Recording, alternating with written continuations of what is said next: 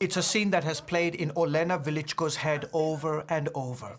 Pro-Russian rebels took over her hometown in early April. Her husband Vladimir told her to take the kids and leave the city. He took us to the train station and we said goodbye.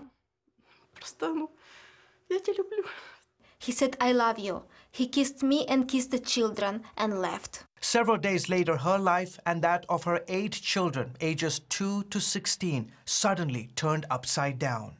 It was June 8th, Pentecost Sunday. The church was half empty. That's because the city was under assault by both pro-Russian separatists and the Ukrainian army.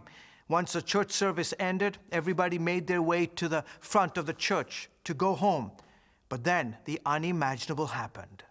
The church called us and said my husband, along with 3 other believers, had been taken by men who were waiting outside the church. Can you tell me what happened when you came out? Alexander Gaivoronsky, a church deacon, was there that Sunday morning. The men wore masks and had machine guns. They told the 4 Christian men to get into their cars. The rebels took the pastor's sons, Ruvim and Albert Pavenko, Victor Brodatsky, and Olena's husband, Vladimir. Multiple sources tell CBN News what then happened to the 4 Christian captives. First, rebels took them outside the city and severely tortured them. The next day, June 9th, the men were put in a car and told to drive away. Then minutes later, they were recaptured and shot multiple times.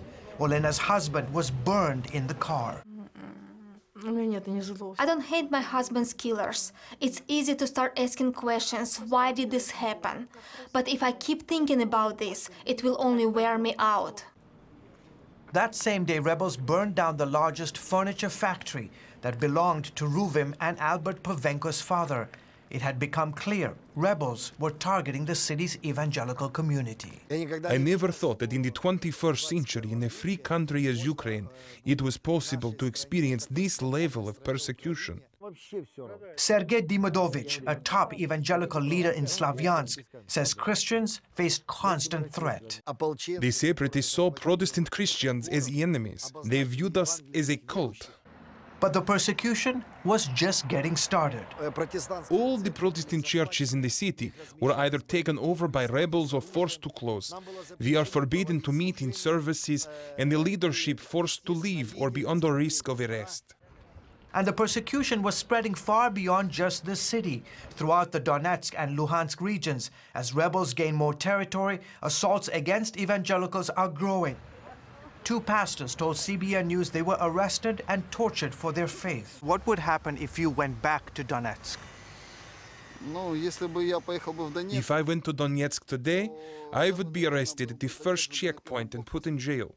The last time I was in prison, they beat me up so badly, but I kept preaching the gospel and telling them to repent.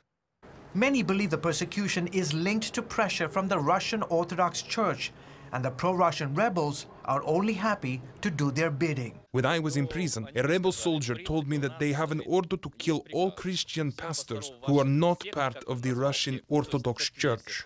While that has forced some to go underground, others are deciding to stay. Many heroes are born out of this conflict, men and women who are boldly sharing their faith and helping those caught in this war. Elena Velichko says there's not a day that goes by that she doesn't think of that last goodbye, that final kiss she had with her husband at the train station. But she is unwavering in her faith, trusting God to take care of her, the children, and Ukraine. People often ask me how I'm doing. I tell them about a mighty God who can heal our hearts. Maybe not as quickly as we would like it, but the process is going on, and the prayers of people around the world help. The biggest thing you can do for me is to pray for me, for my family, about the future of my children and my country.